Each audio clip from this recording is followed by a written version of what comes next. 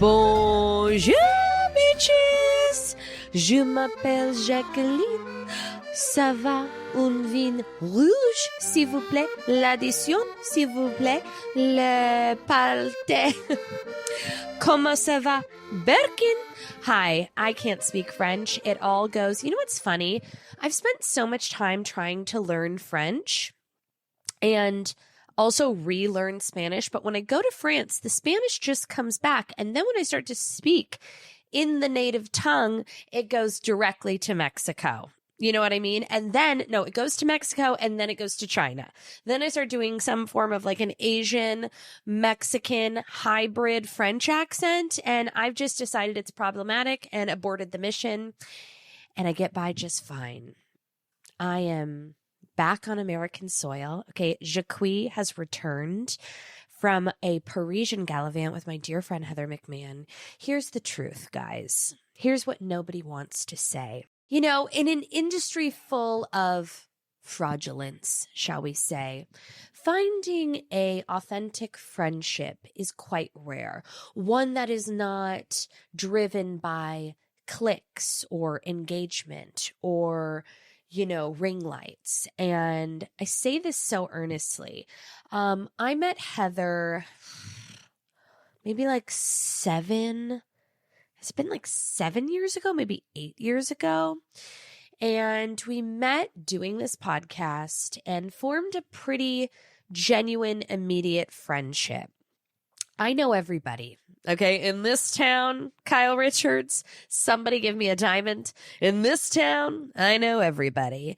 And I fuck with no one. So for me and Heather, this is a trip that we have now done twice. We met and just instantly vibed and clicked. And it's very rare that you meet someone in this universe that's real. That's not like, you know, just like dick sucking, click, click, click, like, pick, pics. And I mean, with all that said, are we trying to write this trip off? Desperately. Did I soft float us going on like a 5-city Heather and Jackie Forever tour so that we can accumulate enough funds to go get crocodile Birkins? Yes, I did. But inherently, we are two gals that just really needed to get out of town. You know what I mean? We needed to dim the lights, settle plug, buy a bunch of purses, eat a bunch of food, drink a bunch of drinks. Do I think that Heather has given me acid reflux, Munchausen by proxy? Slightly. I didn't know what acid reflux was until I met Heather McMahan 7 or 8 years ago. I had never heard of it. I had never experienced it. From the day that we solidified our friendship, I have had a burning trachea ever since. I don't know if that's a metaphor for something, but I remember when I first met Heather, she was woofing baking soda. We were on a very embarrassing influencer retreat. Okay, we were in the 2 worst rooms. We were the only 2 girls that didn't have, you know, ring lights and a professional photographer with us, etc., etc. We got in our robes. We got a bottle of wine and we started talking shit ruthlessly. And from then on, you know, we lit a fire within that just never burned out. And it's kind of what we do best. I remember on that trip, she's like, I need baking soda and water. And I was like, you're a sick kind of bitch. Like, what? Are we cooking up crack? Sounds like a good time, but, you know, didn't know you were into that sort of thing. She's like, no, it's for acid reflux. I'm like, what? And then ever since she planted the seed, she's like, yeah, every time I drink red wine, I get really bad acid reflux. I am now plagued with acid reflux, okay? Do I have baking soda in my cupboard? You betcha, Iris, okay? And this trip specifically, I didn't have a voice yesterday. This is take 2 of recording this podcast because I was so, like, my trachea and my larynx was sizzled from acid reflux. Heather did make me a gorgeous Parisian concoction. When I tell you I have no idea what she gave me, but she's so adamant in her medical history that I just like blindly took whatever she gave me and it fucking worked. Slept like a dream. Slept 12 hours. But now have like the lingering acid reflux thing. Okay, let's run it back. About 6 months ago, I had booked a solo trip to Paris, my favorite place in the world. I don't like new places, new things. I wouldn't say that I'm adventurous. I would say that I am exploratory with limits. Do you know what I'm saying? Like, I have been to Paris. This was my 19th trip to Paris, which is both adorable and a dream, and also just a little Rain Woman adjacent. I don't want to see new places. I don't want to meet new people. I want to do the tried and true. I want a sure fucking thing, okay? Which is why I just consistently go back. Andrew, quiet on set, darling. I get no respect in this fucking house. No goddamn respect. So I booked this trip. I said, this is going to be a gift to myself after I do my world tour. And have been looking forward to it for months and months. Heather calls me up about a month and a half ago. She's like, I got to get out of town. Where are we going? I said, I'm going to Paris the first week of December. She says, great. I'm booking my flight. Now, let it be known, Heather McMahan is a world traveler. Heather McMahan is adventurous. You know, I think that we travel so well together because she pushes my limits a little bit. Like, I will go to the same restaurant, stay at the same hotel, go to the same shops, and I'm jappy in nature. Okay. I really am. Like, I want to go have an overpriced cocktail. I don't want to go to a small mom and pop shop. I don't want to go like wait in a line for a sandwich. I don't want to explore new things. I very much so want a big box brand, just little to no culture. I'll get on a bike. If you give me a couple cocktails, I'll dodge buses and get on a bike. But as far as like leaving my arrondissement, I don't really do that. You know, I'm like, okay, the first day that I land to Paris, I always go to the Ambassador Bar at the Hotel Crillon. I get a grilled cheese with caviar. I have 4 martinis. Then I saunter over to Hotel Coast so I can get the dim sum and my tom yum sea bass with a side of rice and sauteed spinach. I find that to be a nice palate cleansing meal on the first day of the trip. Kind of settles the stomach. The rice absorbs the alcohol and the jet lag. Then I take a myriad of Unisom and Pharmagaba. I have a good night's rest. I rise with the sun. I head to Avenue Montaigne, where I do all my big box shopping. I get a Bottega bag. You know, I'm like then we go to, where do I go for lunch? I'll hop over. If I'm feeling fucking crazy, I'll go to Saint Germain and I'll go to Freddy's, a little wine bar, and then I'll have some small plates. Then I saunter over to Le Bon Marche. It's just written in blood, okay? So with Heather, she's kind of down to do more things. And she really kind of pushed me out of my box a little bit, which I appreciate, which I think is good in a travel friend, okay? And let me just say this to you. If you are thinking about going on a trip, either solo or with a friend, just do it. You will never regret it. We laughed so fucking hard. We were laughing so hard. I can't even remember. I lost my voice. Okay. This is a theme actually. Heather gave me acid reflux, and Heather, also Munchausen by proxy, gave me like some type of a Parisian pep in the step where I'm talking to strangers. We went to this restaurant. Write this down if you're going to Paris, and don't ruin it. Okay, if you're going to go, be lovely and don't be like overtly American. Like, go with the flow and be cool. Otherwise, like, don't burn the house down from this recommendation. There's a restaurant called Le Poule et Pot. It means chicken in the pot, which, you know, I didn't love it before I went. And then I was overwhelmed. The restaurant is so good. We were there for 5 hours. Okay. The table next to us, they got dinner and a show. Okay. I was so chatty at this dinner that I lost my voice the next day from the acid reflux and the chattering. The chatting.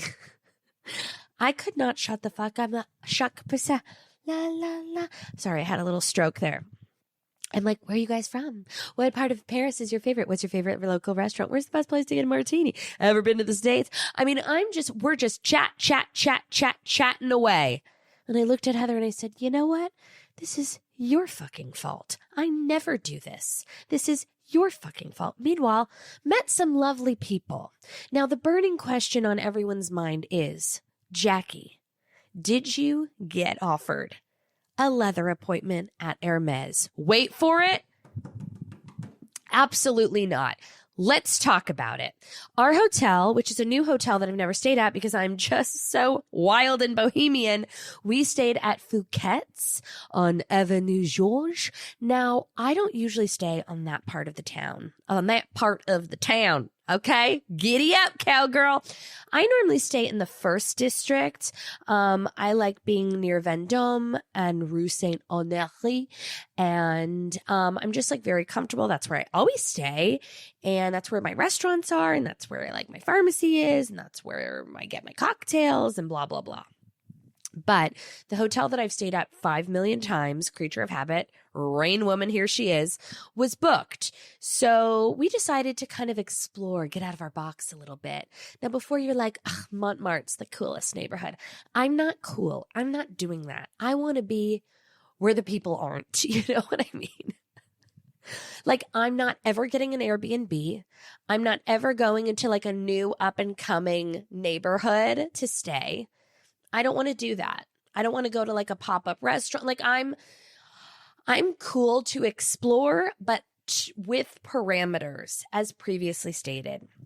So for me, sauntering just one neighborhood over into which is maybe the most touristy area, across from the Four Seasons, which is lovely, I thought, let's give it a go.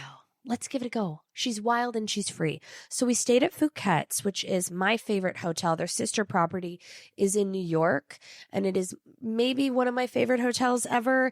The food is great. The rooms are gorgeous. The service, it's so I hate the word chic, but it's so chic. Très chic. And we stayed at Phuquet's. They were absolutely lovely. Food was great. Rooms were great. Squeaky wheels get the grease. They were doing some construction right next door. So when I checked into my room, the walls were vibrating and it was just like very loud, jackhammer. So I went down to the front desk and I was like, I suffer from crippling migraines. Not true. So is there any way that maybe there's another room available that's a little further away from the construction? I get upgraded to a gorgeous Eiffel Tower suite with 3 terraces. Thank you very much. Quiet as ever. What does Heather do?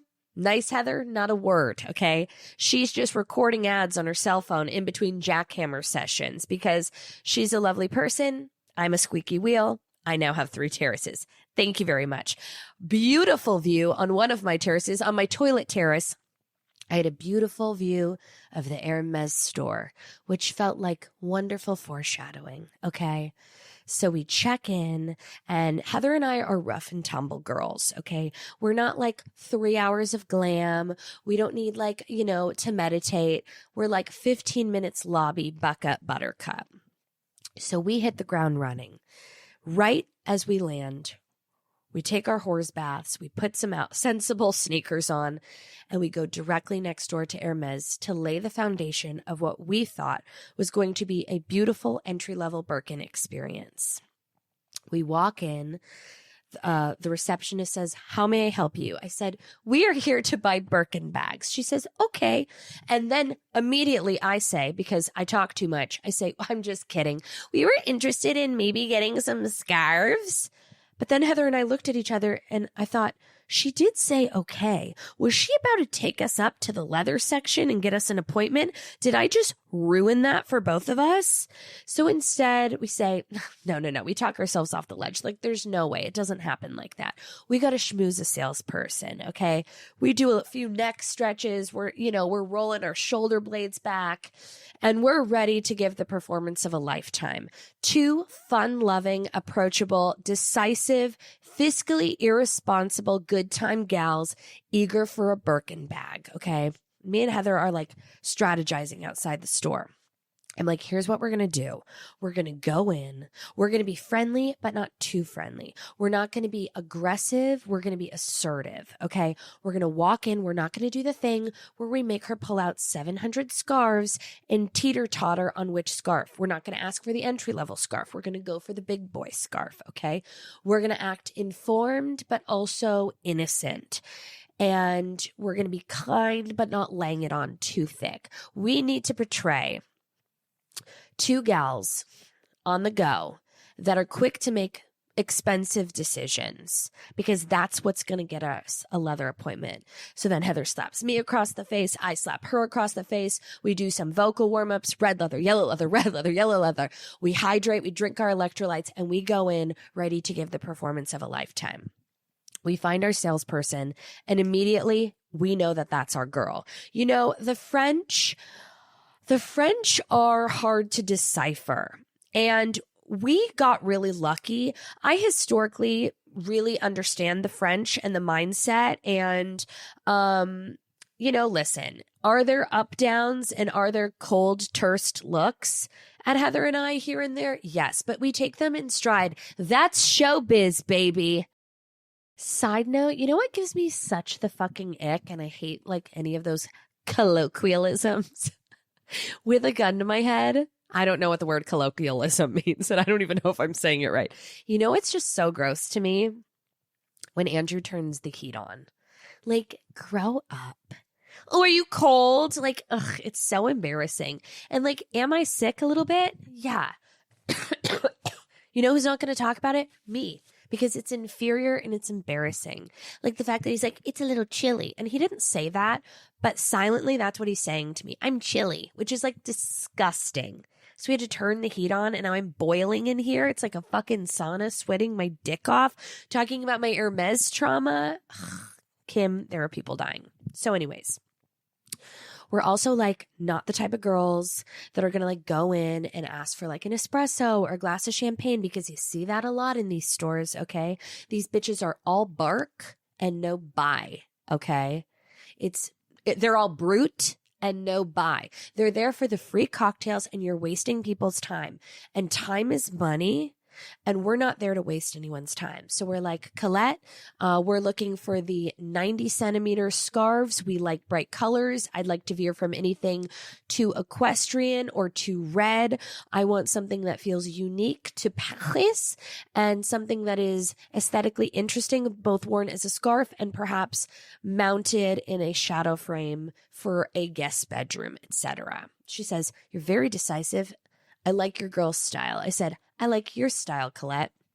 So after we've, made our selections on the scarves very quickly, okay, very assertively, I lean in a little bit. I said, yo, Coco, what's it going to take for two fun-loving girls to get a leather appointment? And she says, she hands us a little card with a QR code. She says, scan this, and randomly we select 60 people for leather appointments each day. I said, how many people are applying for appointment? She says anywhere from 65 to 75,000 people. I said, okay, those odds aren't in our favor. I said, now I have a pretty minimal purchase history here, and I don't want to buy those stupid boots or those stupid slides. Okay. We're not doing that. I've bought a plate and a tray here and there, maybe a blanket way back when, but I've got little to no purchase history. So how do we grease the deal? She says other countries do not oblige by these rules, but purchase history is supposed to have nothing to do with a leather appointment. It is quite literally a lottery, and they're supposed to be chosen at random. I said, okay, love that for you, Colette, but how do we get a leather appointment? Whose dick does Heather have to suck for us to get some Birkin bags? She's like, here's the thing. If you come in tomorrow morning and you ask if there's any cancellations, I'll be here. If someone doesn't respond to the email or confirm, we'll see what we can do. Now, I'm taking this as a wink, wink, nudge, nudge. I got you, girly. Me and Heather walk out of that store, okay? Orange bags in tow. And we're like, we just nailed the fuck out of that. We're getting Birkin bags, okay? So now we are so delusionally confident that we have charmed this salesperson to give us the easy pass into the leather appointment. Now, all of these months of strategizing has become a reality, and we start kind of panicking because now we're convinced that we're getting that email tonight or tomorrow that, call Willy Wonka, we got the golden ticket, we're getting Birkin bags.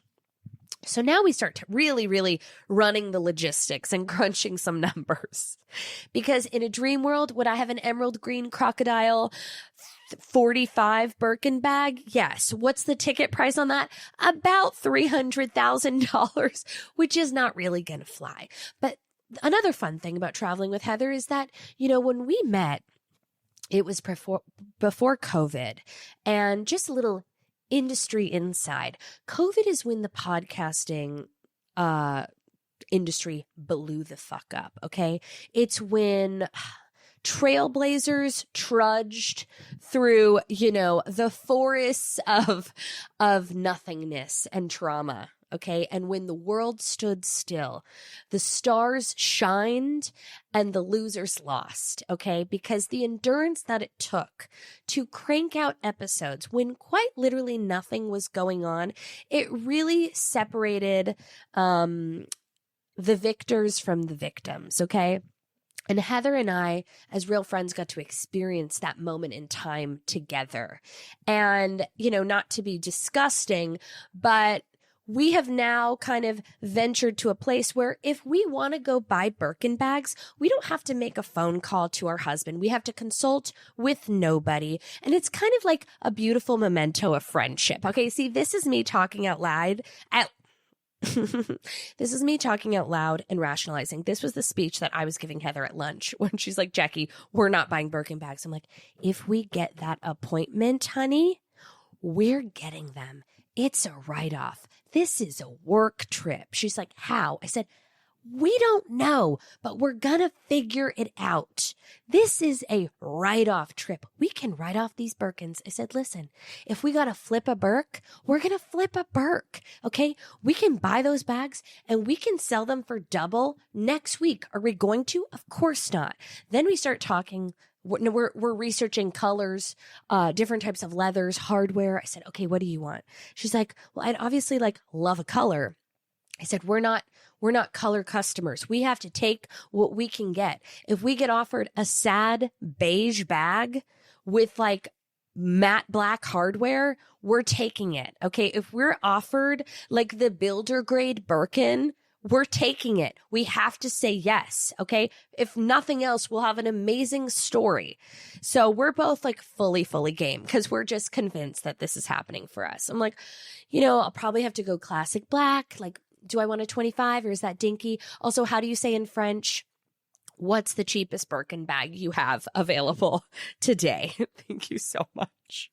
Because when you Google it, it's the range is from not crazy, but also relatively very, very crazy. But given the financial gain on the other end of it to kookadoodle-doo down payment. You know what I mean? On a desert home. So the range is crazy and we don't want to be tacky, but we also are two gorgeously, tastefully tacky ladies. Okay. We both have extensions that are on their last limb. You know what I mean?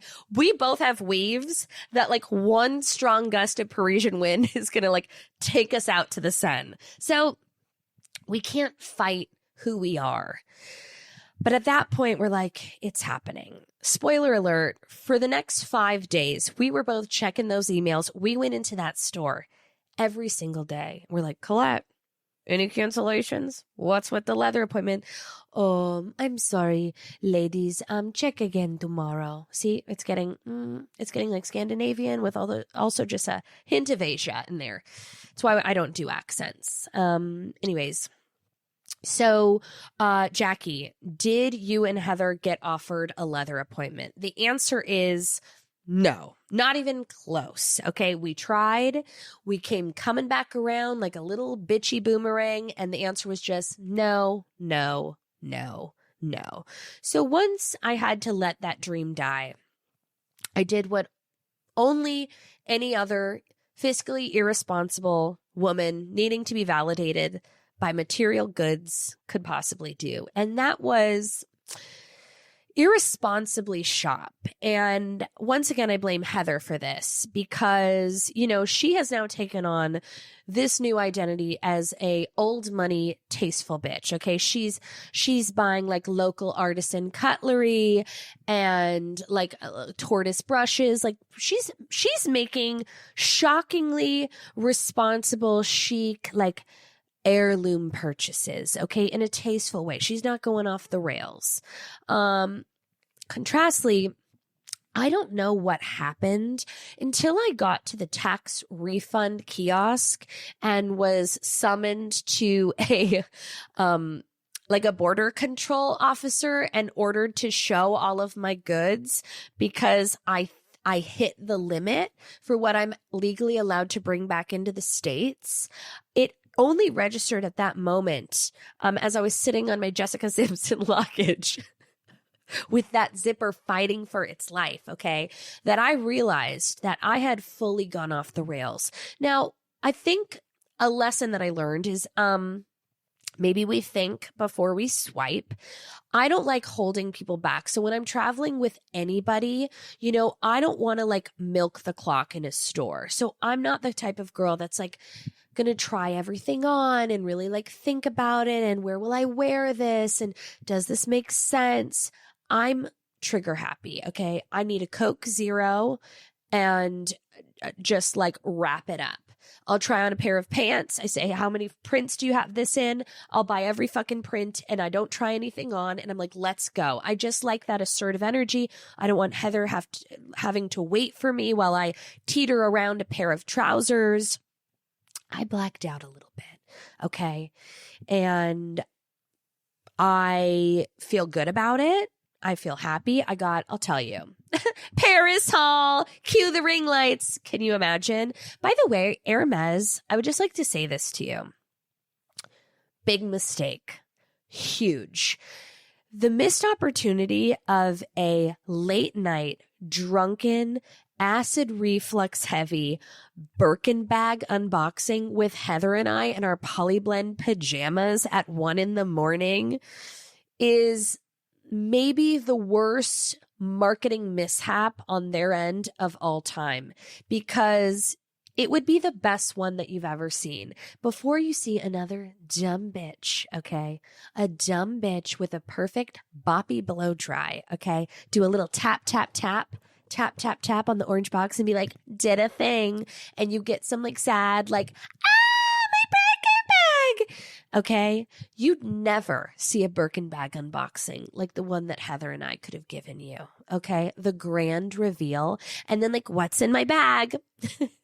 Baking soda, acid reflux, Unisom, lip gloss, like NAD needles, tap, tap, tap, tap, tap, tap, ASMR, NAD needles, matcha. Like the world wouldn't see us coming. I was tossing and turning so much during my pregnancy. I kept asking myself the same questions over and over. Am I doing a good job taking care of my demon seed? Will I be a good mother? How soon is it okay for me to chuck him off to a nanny, flee to Paris? But one thing that kept me sane and stable was Ritual. Thanks to Ritual, one thing I wasn't worried about was getting key nutrients. Here's another thing that influencers are doing that just fucking kills me to death. What's the song that everyone's doing? And probably would be your life. Time's put a spell on you, but you won't forget me. That whole like TikTok trend of like, 17 years ago, you'll meet the love of your life who will ask you out on a blind date for coffee. It's probably important. You say yes. And then it cuts to you just like skipping through the meadow with your fucking husband. What are you doing? Oh my God. What is everyone doing? What the fuck are you doing? Oh my God. Thank God. Your kids don't have Instagram yet. They're going to make so much fucking fun of you. Time puts a spell on you. We're too old to do shit like this on the internet. Grow the fuck up.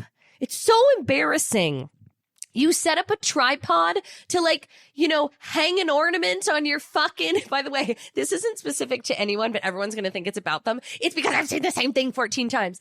When everyone sets up their fucking tripods, or actually, I didn't know there's like a sticky thing you can put on the back of your phone. Hot tip and a trick.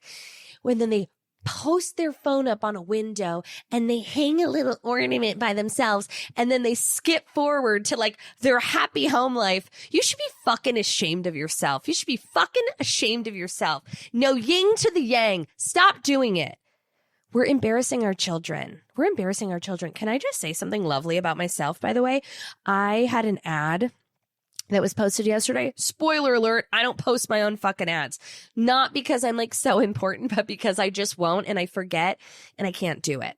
So it's hard being a consummate professional. So I had this ad get posted yesterday and it's like, it's embarrassing. It's tacky. I only really post products that I absolutely like love and use. Thank God I have the right to do that now. But when we filmed the ad, Clyde was in and he happens to love these gummies that we both take. So in the final edit, it's my fault. I didn't say don't put Clyde in, but I'm hopping on my own story because it's cinema and I see the ad and I see Clyde in the ad with a promo code underneath him. Okay. And something inside of me flipped upside down. I immediately text everyone. I'm like, hey, we got to take that ad down. I do not want my son in any Instagram ads. And I was like, you know what? Thank God that I'm touching grass. You know what I mean? Like, we need to have some context here. It's not okay. My son is not going to be in any Instagram ads. Will I allow him to flash his tits on a stage for cash, like Magic Mike toddler edition? That's different. That's for him. Okay. But I'm not going to have him I never want him in a frame with a hashtag and a promo code and a link. Ever. So if we could all just stop doing that trend, time puts a spell on you. Stop it. You're making a mockery out of your life, quite frankly. Here's the other thing. When influencers, or as they like to call themselves, creators, which I'm going to do a whole episode called creator. The word creator is so self-inflammatory. Like, are you Jesus Cristo? I'm not a religious person, but calling yourself creator is like calling yourself a god. Like, we need a different word. It's so disgraceful, and I have a real problem with it. We'll just tackle that another time. But this whole narrative that, people can't handle your sparkle and it's okay that as you grow, people will fall away from you because they're jealous, or like you're sparkling too bright and like you outgrow people around you who aren't happy for your successes. Like, that whole narrative is so toxic. Maybe you're a cunt. You know what I mean? Like, I very adamantly and decisively am not super attracted to people in this world, which is like a terrible thing to say and something I'll probably regret saying out loud, but I keep it 100. I'm not attracted to human beings who love the lights. And I think it's different when someone has like a really extreme talent or like they're clicked in. The reason Heather and I became friends is because we looked at each other and there was like a blink, blink, blink, and we're watching the same movie. We're very aware of the world around us. And we know that we got really lucky. She's extremely hardworking and talented. I'll speak for myself. I got really fucking lucky. So I don't take anything that seriously. She has a craft and a talent. She's in the greatest star of our time. So that's a different situation. But also, I've had the same friends my entire life. No one is overwhelmed by my sad swipe to shop promo code life with a Y. Okay. These are all highly intelligent, successful, interesting people that don't need to be validated by a bunch of fucking strangers. I find that to be really, really refreshing. I have private account princesses as friends. Nobody wants a public profile. Nobody's trying to get in. Everyone is just Honestly, probably a little bit like, oh God, there she goes again. Okay. Which I absolutely love. So this new trend of being like, you will outgrow them. Those aren't your real friends. They don't support you. What about the people who complain that their friends don't like their stories? Come over to my house. Come over to my house for my Hanukkah dinner, okay? And listen to what my fucking friends said. My friends all unfollowed me. Not all of them, but a large portion of them at my birthday, my 30th birthday, went around a table while we were wine tasting drunk, and they all unfollowed me because they said I was annoying on the internet. They were like, I literally can't watch you do ads. Like, it makes my butthole clench. I'm going to unfollow you. I said, fine. Now imagine I set up a tripod and I'm like, they can't handle my sparkle. Like, if your friends don't support you on your latest reel, your friends don't support you. They're intimidated by your successes. Are you crazy? Oh my God, you're so crazy. The moral of that story is if we could just stop glamorizing losing friends. Let's not do that. That's toxic. Everyone with like a soundtrack and a fucking tripod is going to try to teach you like how to reconnect with yourself and live your best life. You know how you live your best life? Go live your best life and stop leaning and finding solace and guidance in fucking strangers that would not even look you in the eye on the street, okay? With their shoulder padded jackets draped over their brittle little shoulders. Okay? Don't take advice from people that don't fucking know you. It's so stupid. Why do I always have to remind you these things? Okay? Not my listeners, actually. Everyone that listens to this podcast that I've met, I mean, on a different stratosphere, baby. Okay, here's the worst thing that's happened to me. Am I going to do I'll do a Paris haul. I got 2 bags. Okay. I got, shockingly, a Gucci hobo bag. I don't love Gucci purses, if I'm being honest. I don't love Gucci purses or Gucci shoes anymore. The Marmont bag for me is just like a kiss of death. It's not lovely, but it's just the truth. Like, I don't want to see double G's on anything, except if they're jewel encrusted compression socks. Anything jewel encrusted, like I always make an allowance for, but like the crossbody, it's just not happening anymore. And they had this beautiful oversized shoulder bag with just a very large horse bit, no logo, tasteful as ever. And, you know, Heather and I were starting to get lower back sciatica pain while we were power shopping. So we popped into Gucci and we're like, can we get a glass of champagne and a Coke Zero? And then I'm just a tasteful person, so I had to buy something to pay them back for their time and their beverages. So I was like, wrap it up, Shauna. So I bought that. Then I lied to Heather and I didn't tell her that I bought this at the airport. So don't tell her. I bought another Bottega large hop bag, which I have in butter yellow. I've worn to death.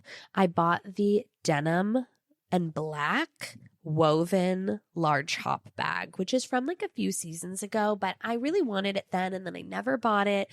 And then they had one at the airport, Bottega, and I thought, this is a sign from Jesus. And then I bought it. And after I was, violently frisked from Border Patrol for importing goods, I had already made it through security and I felt like one last hurrah to just like really drive it home because I'm probably on like a watch list and will never be able to buy anything in Paris ever again. So there's that. And then I bought basically an entirely new wardrobe. There's this local brand in France called Mademoiselle. Heather and I went there on our first Paris trip a few years ago. We just didn't read the weather report. We were freezing cold. We were walking through the city, headed to lunch, and we both just had minimal coats on and we were shivering. Okay. Full jaundice, fingers were yellow, like crypt keeper hypothermia. And we both said, the first store that we see, we have to go in and buy sweaters or gloves or something to wear under these coats because we are dying. So the first shop that we saw was a shop called Mademoiselle's, and they have a bunch of them all over the city in Paris. It's like a local, cool, whatever. Believe they ship to the United States as well. Great price point too. not the row, but not Aritzia. Somewhere in between, and like beautifully made, beautiful fabrics. Okay. So Heather and I walk in.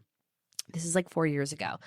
And we see these beautiful, pale pink, mauvey, Parisian, like the perfect color for both of us. A blonde's dream pink.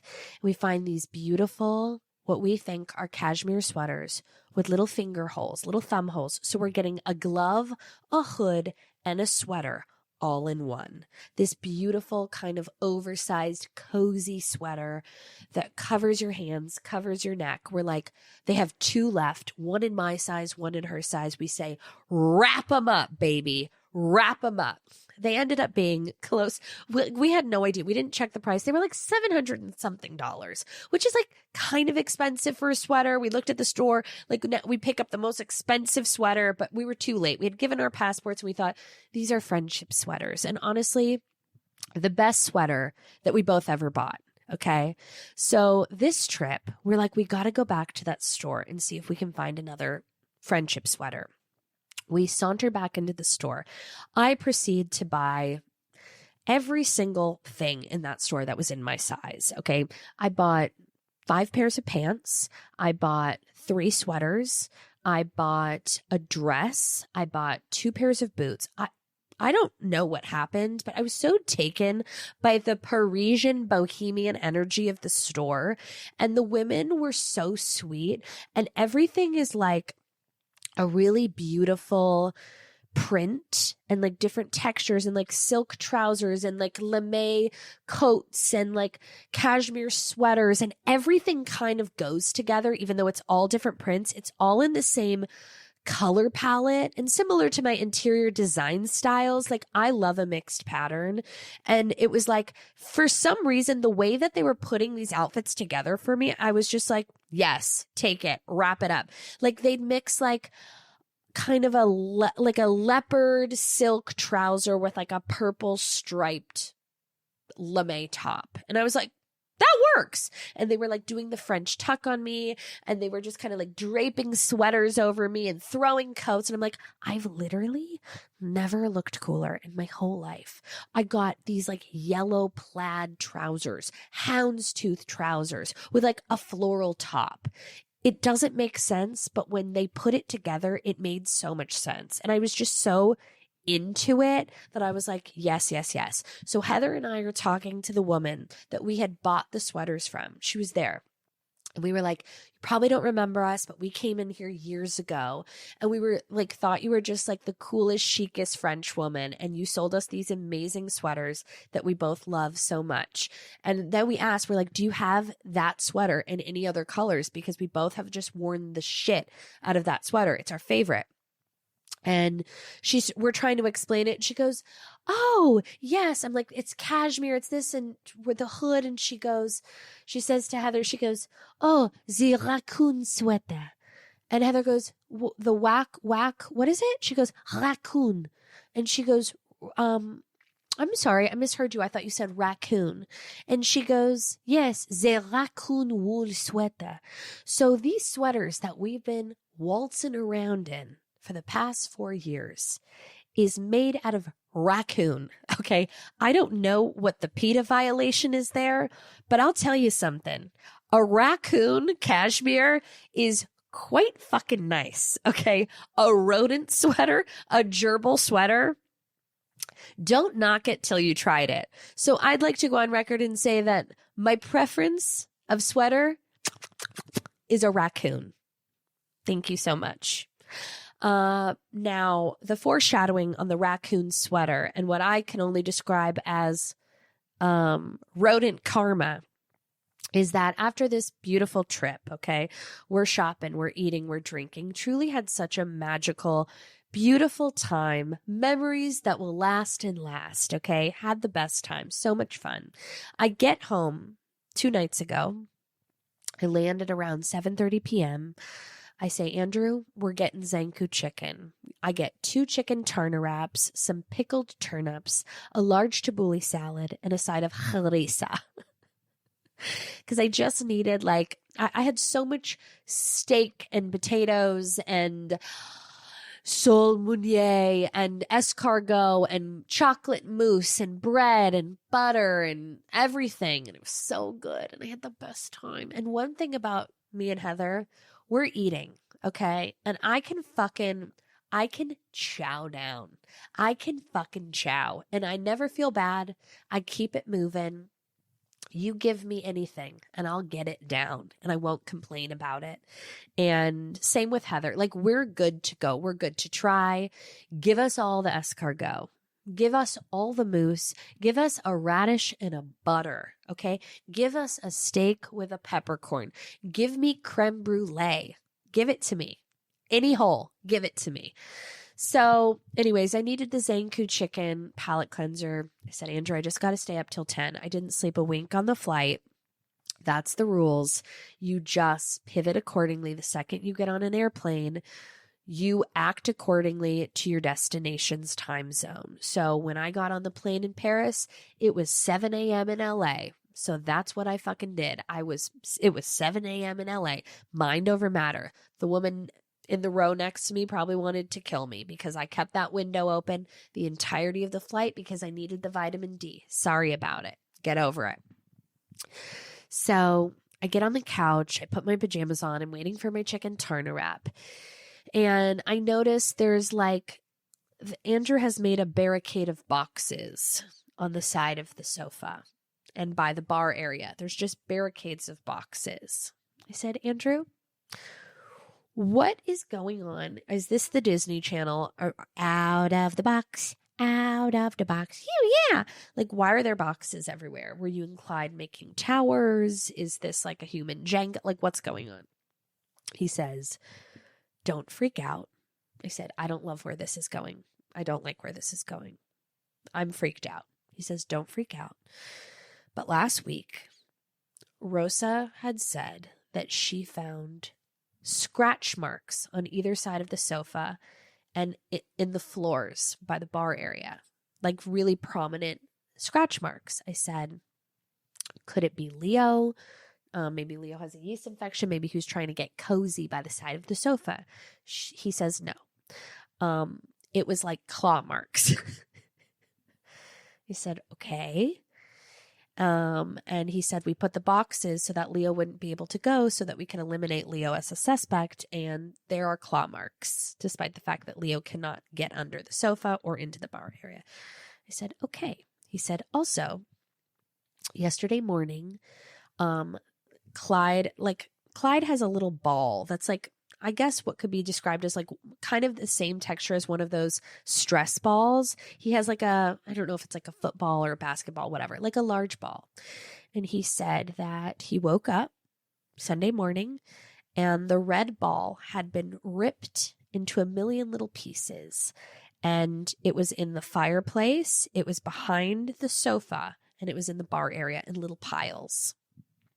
He said, Andrew, what do you mean? He said, there's been no droppings all week, so I don't think it's a mouse. I don't think it's a rat. I went on ChatGPT, and based on my findings, I think it's a raccoon. I said, what do you mean you think it's a raccoon? He said, because there is a lack of droppings, it has to be of a bigger rodent family. I said, Andrew, are you telling me that there's a raccoon, a squirrel, or a gerbil living inside our home, ripping up Clyde's toys to make insulation in the walls to inhabitate our home? He said, yes, Jackie, I believe so. I said, Andrew, that is the dumbest thing I've ever fucking heard. I said, how the fuck would a raccoon get into the house? He says, I think the raccoon knew that you had a raccoon cashmere sweater and was seeking vengeance and therefore crawled down the chimney. This is Andrew's logic. Crawled down the chimney, found Clyde's ball, decided to make some type of a nest behind the sofa or in the bar area. I said, if the raccoon was coming to get food, why the fuck would it go so far away from the kitchen? Why is the raccoon not in the kitchen? Andrew goes, I can't get in the mindset of a raccoon. I said, well, you're a fucking rat. So maybe you could get in the fucking headspace of a goddamn rodent as he turns the heater on because he's chilly. Maybe the rodent is chilly. So we have a team of 8 rodent specialists coming to the house because any second now. So if you hear the ding dong, just turn a blind eye. Because we have an animal loose in the house. Now, I don't know where it is. I haven't heard anything. If it's in the attic, we have timers all in our house in the attic that do like birds of prey sound at night to deter rodents. But because of the heavy rains, something is living in this house. And to say that I've been unsettled since getting home is the understatement of the century. Now, I don't know what I'm going to do with that raccoon sweater, because if the raccoon makes its way to our bedroom, there's no way. I called the rodent guy. I said, my husband says that there's either a raccoon, squirrel, or a possum living in the house. He says there is a 0% chance that you have a raccoon living in your house. I said, okay. He goes, it's probably a mouse or a rat. I said, how could a rat be living in my house? He says, with the rain, they could have made their way in. They're nesting. I said, I don't care if you have to barricade down these walls. If you don't leave with, and we're not talking, I'm not doing a humane search and rescue mission. It is World War IV or 5 or 4, 5, and 6. Okay. In this house right now, it is Jackie Schimmel versus the rodents. And I'm going to tell you something.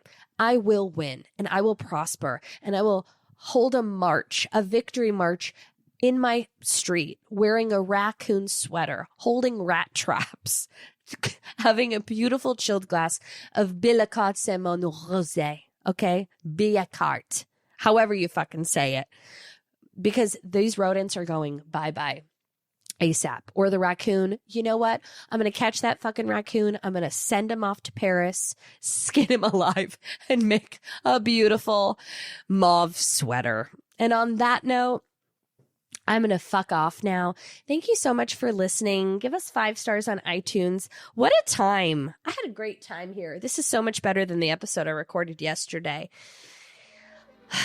Bonsoir. Je t'aime. J'accueille. Merci. Au revoir. S'il vous plaît.